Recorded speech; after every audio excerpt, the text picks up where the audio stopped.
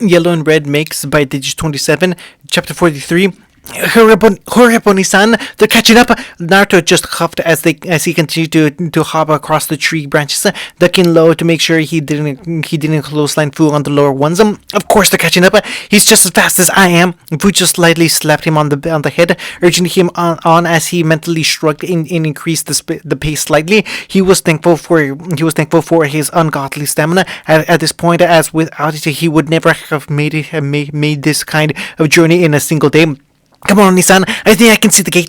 Naruto looked up, and sure enough, the very outline of the walls that had come into view through the obscuring trees, it gave him a fine spurt of energy to pick up the pace even more and barrel on through the trees. His breath was heavy and coming out in gasps now, but he could nearly taste the sweet air at the end. Suddenly, he felt the presence behind him as a red blur caught up to them. He tried to urge his muscles on even more, but they were sluggish and unresponsive from exhaustion. The red blur overtook them just as they all burst out of the tree line, not to fall into the floor as the other figure finally turned around, smirking down at him and Fu on his back. Naruto just groaned as he looked up straight at his own smug whiskered face and Tayu above him. Sorry, bud, but the original's always better than the clone. And the clone that Fu struggled just growled some more before bursting out of existence, giving Naruto a few odd thoughts. As his memories were transferred, Tayu just smiled victoriously, cheering with both hands clasped together as she shook them above her head. Fu pouted from her position on the floor, having fallen over as the clone disappeared into smoke and landing on her ass. It's not fair. Why does Tayu get the real you, Oni-san? Naruto just shrugged while Tayu continued to cheer to nobody in particular. Sorry, Moto. I have to do what Tayu says. It's part of being a boyfriend. Fu pouted again, her irritable eyes making Naruto want to go over and console her with a hug, but Tayu beat him to it after hopping off of his back and walking over to the younger girl. She placed a firm arm around her shoulder and whispered something in her ear. If Naruto had tried, he could have made it out, but from the way it turned Fu's face tomato red, he was glad he didn't. They walked towards the gate in silence, Fu seemingly shocked by what she was told, and Tayu smiling innocently while Naruto buried his face in his palm. He slunk back with her, leaving Fu to walk a few feet in front of them. I wish you wouldn't do that with her. She's only 13. Tayu just looked at him with those same big innocent eyes that he swore she had stolen from Fu in the last few days. Whatever are you talking about, Naruto-kun? He just sighed and smiled weakly, at least glad she had added the suffix if only in a mocking way. Nothing. Come on, Tayu-chan. He walked a bit faster, catching up with Fu as they reached the gates, pulling the two Chunin out of their semi-lucid state. They seemed familiar to him, and he quickly realized that it was because they were the same two guards that had been at this post the last time he was here. He winced internally. He couldn't imagine being stuck in the same boring job for 2 years and wondering who they pissed off to get an assignment like that. Business in Konoha, Kotetsu said in a bored tone, not really paying attention to the new visitors as Izumo scrutinized them more closely, trying to think where he had seen the blonde and redhead before. He seemed to draw a blank, but continued to look at Naruto oddly before looking at the Hokage monument that was just in view from the gate. He shook his head before returning to the book he had been reading, mumbling something under his breath that sounded suspiciously like impossible. Just visiting from Tsunagakure to deliver a message from the Kasakage to the Hokage. Kotetsu just nodded languidly. There was so many messengers coming through the gates, he barely even registered them anymore. Fine. Sign here then. Naruto did so. It wasn't like he was lying. Kar really did have a message of some kind for Tsunade, but he just left out that he was going to speak to her as well. They moved on, walking through the main street of the village that headed straight for the Hokage Tower, but he and Tayu wanted to visit Hana and Anko, but they figured it could wait until after the business was done. As they walked, all three began to notice that Naruto was getting incredulous and curious looks from a lot of the villagers they walked past, especially the older ones. It began to seriously unnerve Naruto as he saw them begin to mutter under their breaths to one another, just out of his earshot, although he could catch the occasional words like Hokage or fourth. Tayu was also looking around, worrying that the people might recognize Naruto and lynching him or something. Fu seemed mainly oblivious, but she was trying to ignore the people anyway. Not particularly fond of lots of people she didn't know. There was a mutual sigh of relief between them as they reached the tower, closing the door on the suspicious and whispering crowds outside. Well, that was fucking weird. What was their problem? Neither Fu nor Naruto could answer her as they moved up the stairs in silence, pondering what this meant for Naruto now he was back in the village. It took a few minutes to verify the authenticity of the letter from Gara before they were let in, so they had to sit on a couch outside the Hokage's office. Do you think they recognize me? Toyo shook her head slowly, thinking about the question herself. It can't be. You've been gone for 10 years. There's no way they would remember you. They barely even noticed you the last time we were here. Nothing not in agreement. His presence during the tuning exam was kept to a minimum, so totally saw to that. He went back to thinking about it before the secretary motioned them all into the office.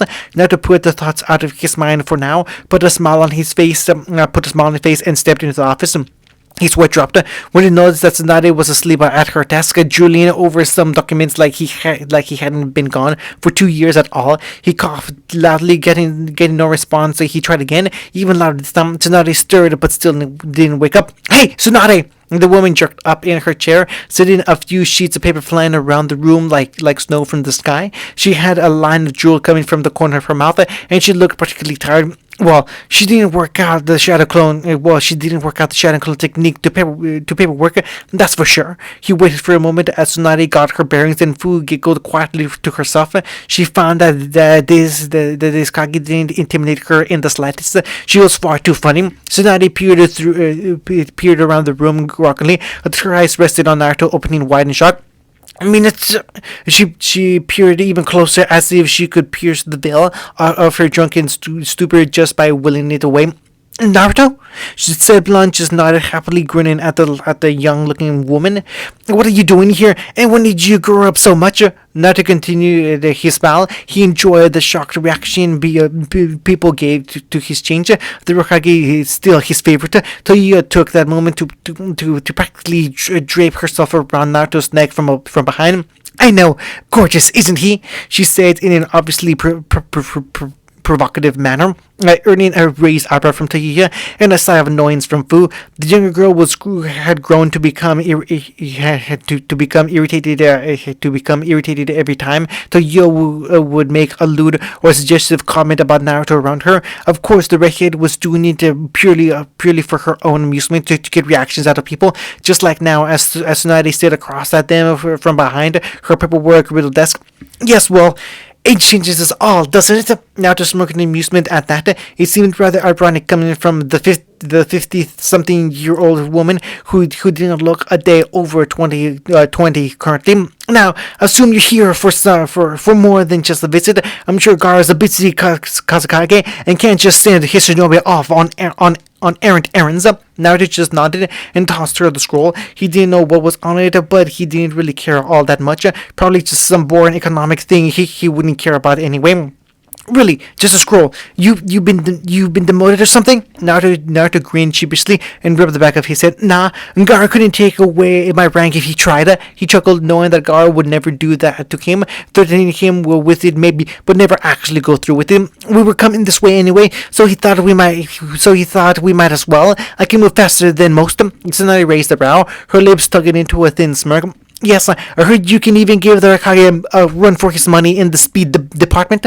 Naruto just shrugged, not wanting to tell her that he was now even faster than A, having beaten his highest speeds a few months ago. So, where were you heading that made you so ideal, messenger? Naruto smiled sheepishly. He had hoped she wouldn't ask that. Kumagakari. Tsunade let out a small huff of a laugh in bemusement. Hardly on the way, don't you think? Naruto shrugged, but Tsunade's eyes became a bit more seriously as they took in his tense posture. Naruto, why are you really here? Naruto seemed to tense even more before his whole body seemed to slump in defeat. He hadn't been sure how to broach the topic anymore anyway, and this was better than nothing. I want to see Sasuke Uchiha. Tsunade went back to having an eyebrow raised in curiosity, while her eyes narrowed in suspicion. And why would you be looking to speak to one of our prisoners? Naruto's eyes widened slightly. He hadn't expected them to imprison Sasuke, at least not for this long anyway. Actually, I was hoping to examine his curse mark. There are a few tests I want to run on it, see if I can come up with a counter seal or even a way of removing it entirely. Tsunade scrutinized him, looking for any deception in his voice or face, but found none. Naruto wasn't a very good liar, or at least most believed that was true. In actuality, he was as good at lying that people believed that he couldn't tell a lie to save his life. I'm sorry, I can't help you. Naruto's face twisted into a small frown. He hadn't expected her to deny him. It wasn't like he was going to hurt the Uchiha much. If it's about that, Tsunade raised her hand to quiet him before continuing. I can't help you because Sasuke is no longer in Konoha.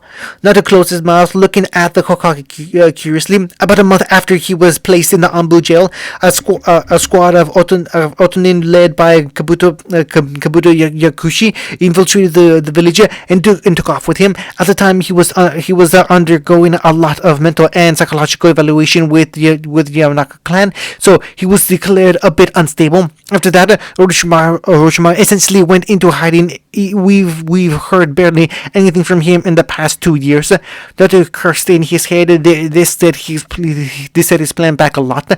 Now he would have to take a lot more time examining the 2 years mark. Time he didn't have if Akatsuki had their way. Are you sure? Tsunade raised a hand for him to quiet him down again.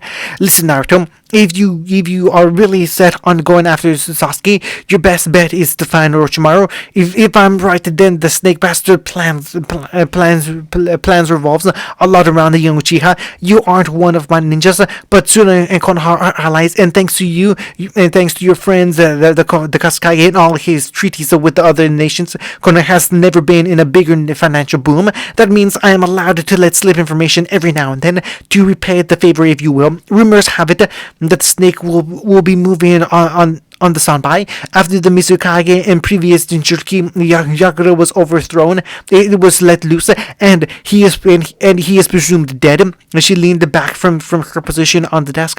Her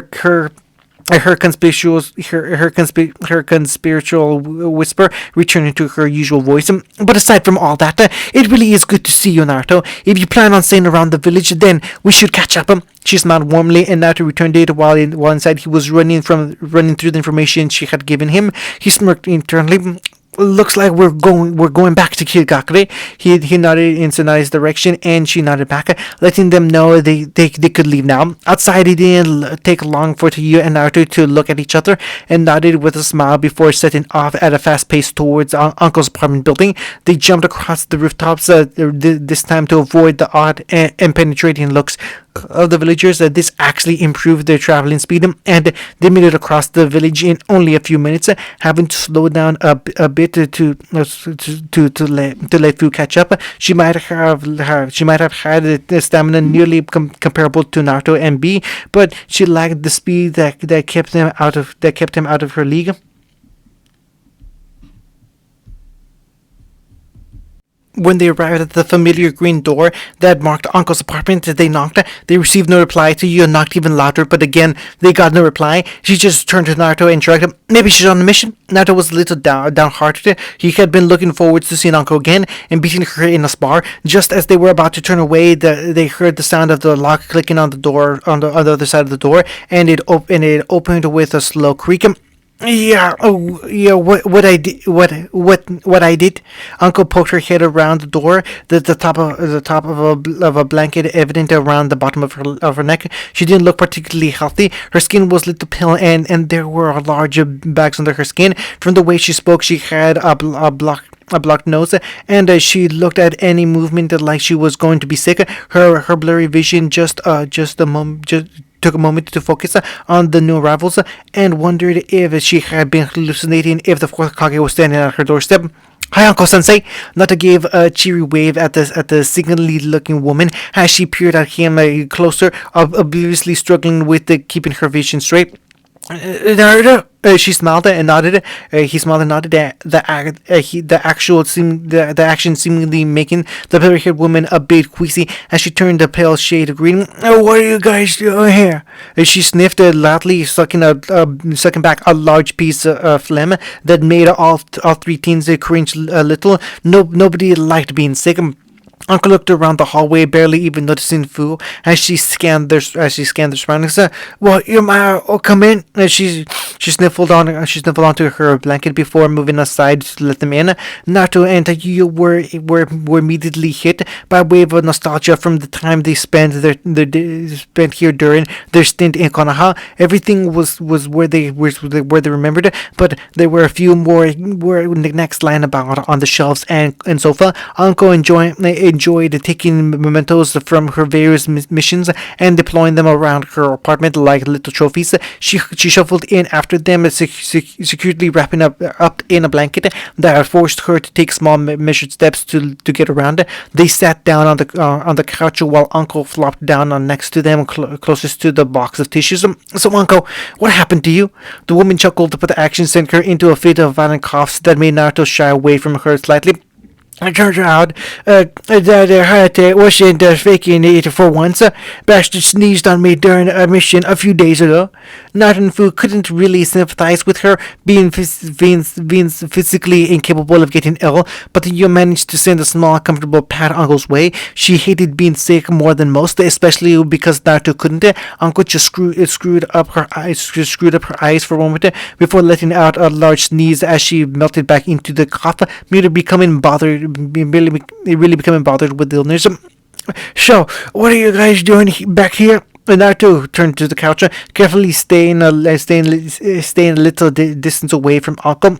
We were passing through and thought it would be a good idea to come and see you. Uncle smiled in the way only somebody sick could do and captured Naruto in a very weak hug. Well, isn't that sweet? She let him go, looking over him appreciatively, some of the old glint coming back into her eyes. You know, Naruto, you got pretty hot. She smiled seductively, but it didn't quite come out that way with her pallid complexion and slightly bloodshot eyes. If you became a dude double chum, then I'm always around. She smiled again, but had to break away to blow her nose loudly. Taiyo found the scene so hilarious she couldn't even berate Uncle for what she said, while Naruto just laughed nervously. Thanks, Uncle. I'll keep that in mind. She looked over at you apologetically while she just shrugged, looking rather indifferent at the whole thing. So, how have you been? Uncle finished blowing her nose, taking a peek inside the tissue, which once again made everyone cringe before she threw it into the bin with the rest of its kind. A bit of this, a bit of that. May joining. By the way, if you're going to see Hana down bottom, she's on a mission.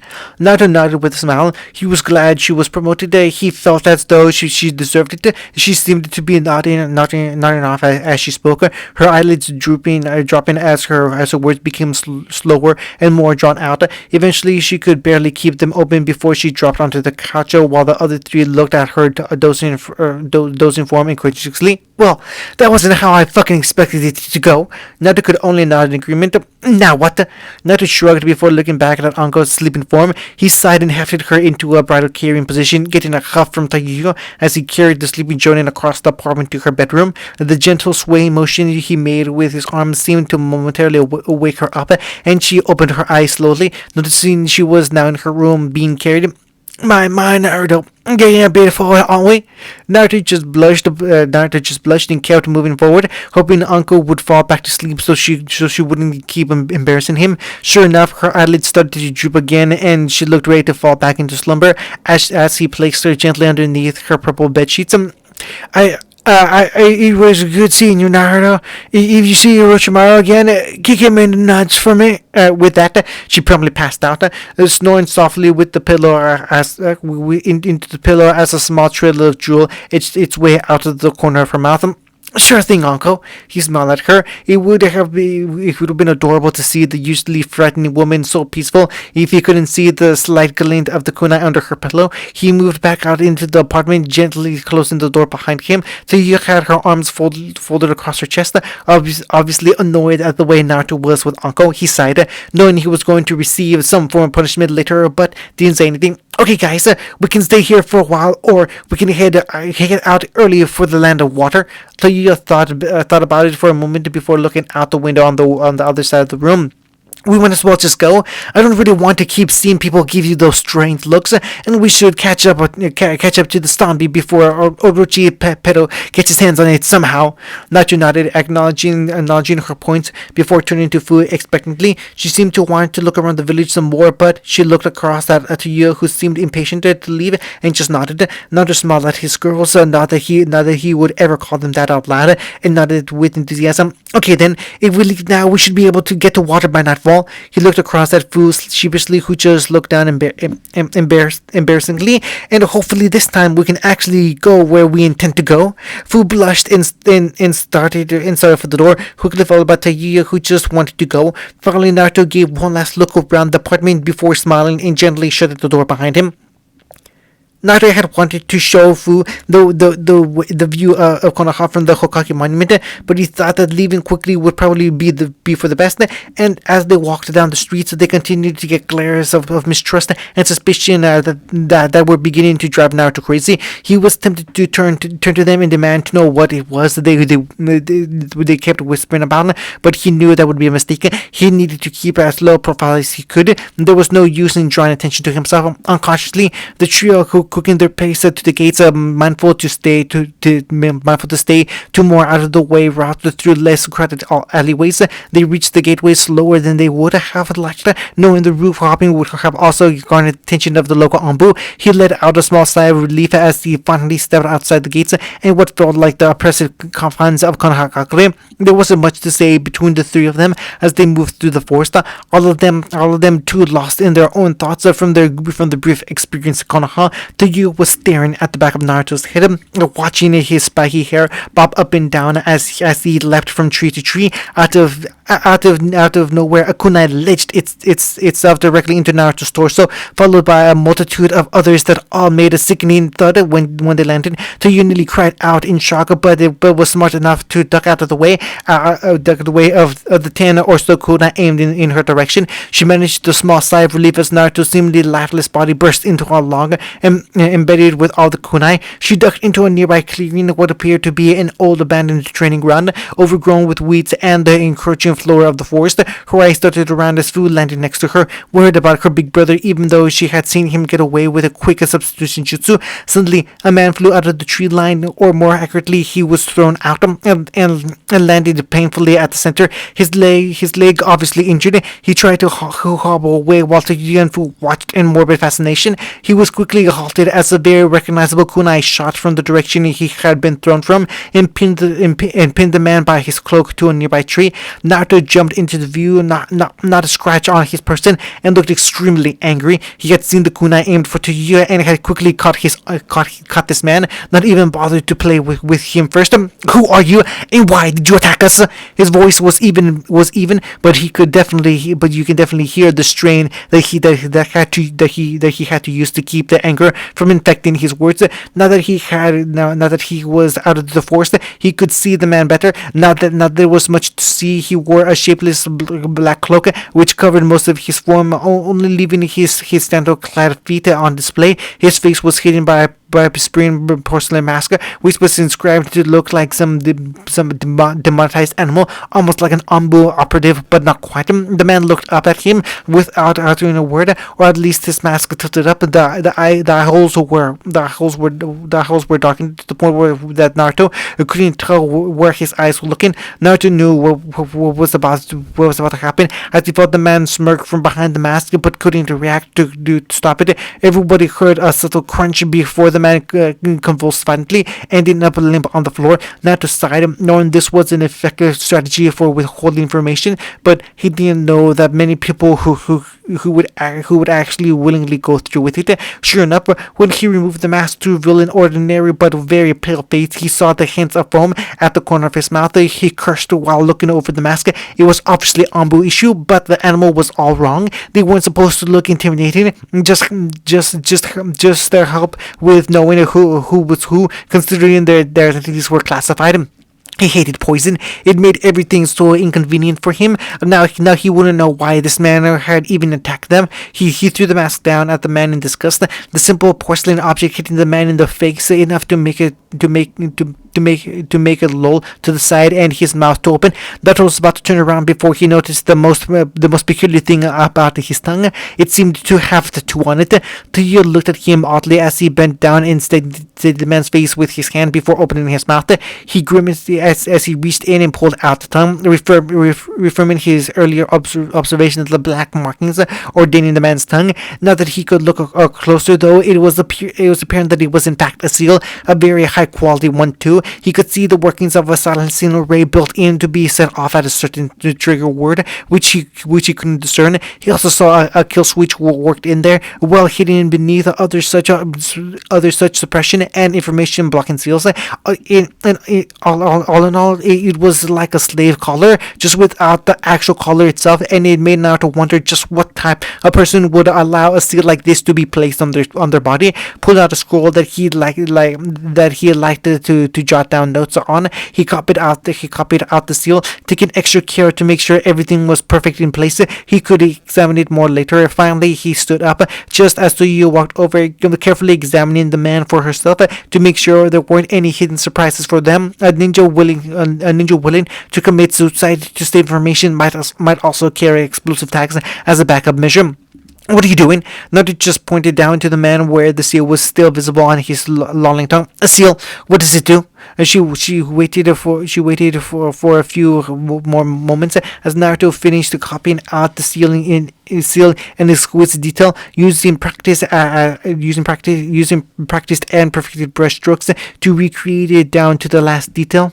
Basically, it's a kill switch and a preventive measure to stop this man from speaking about certain things. From what I can tell, it's directly connected to certain nerves in his brain and would probably completely paralyze him, preventing him from talking about specific things.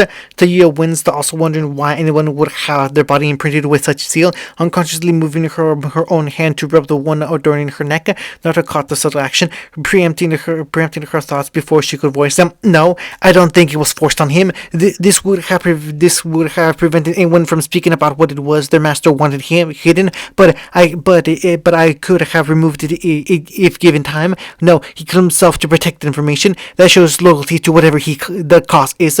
He looked down at the body again. Or was whoever sent him. I knew Funjutsu. This time it wasn't threat. This guy was probably tuning, but they could send out more. He sighed to himself. Now they had this time. Now they had this to worry about on top of everything else. Come on, if we wait around here too long, we won't get to wave before nightfall. Taiyo looked at him, then back at the man on the floor before looking back to Naruto and walking past him. He gave a comforting smile to Fu, whose eyes were rooted on the dead man on the floor. He walked over and placed an arm around her shoulder, bending down slightly so he was on her level. Come on, Fu, we have to go now. She seemed startled, coming out of her gaze, and looked at him quizzically, making him sigh. He hated to take away her innocence like this, but if it meant that she was alive and safe, then it was a sacrifice he was willing to make. Come on, let's go. With a smile, he picked her up with one arm and slung her onto his back, and grinning up at her as she settled into a more comfortable position. If we hurry, then we can go see your friend Chojuro in another day. Fu smiled and gripped Naruto's shoulder a little harder, giving him the go-ahead to start running. Something he gladly did. End of chapter 44.